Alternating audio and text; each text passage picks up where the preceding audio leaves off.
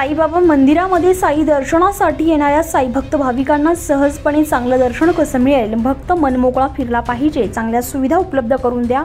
आतमध्ये असलेल्या गणपती, दत्त आणि हनुमान यांची जी मंदिरं आहेत त्यामध्ये दर्शन घेण्यासाठी लोकांना आत जाता आलं पाहिजे, अशा मागण्यांसाठी हा मोर्चा काढण्यात आला होता।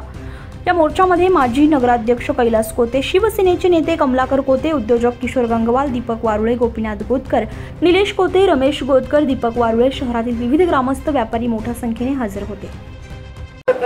कारण भक्तांना इथं अडवणूक केली जाते, भक्तांना कुठल्या प्रकारची व्यवस्था दिली जात नाही।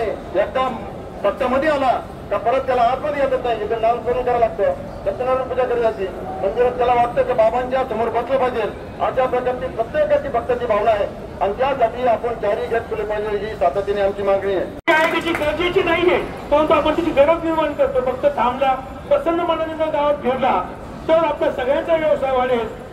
पूर्वीप्रमाणे तसेच भक्त संस्थांनी सर्व व्यवस्था पूर्वीप्रमाणे चालू करावी, हीच आमच्या दुकानदारांची इच्छा आहे।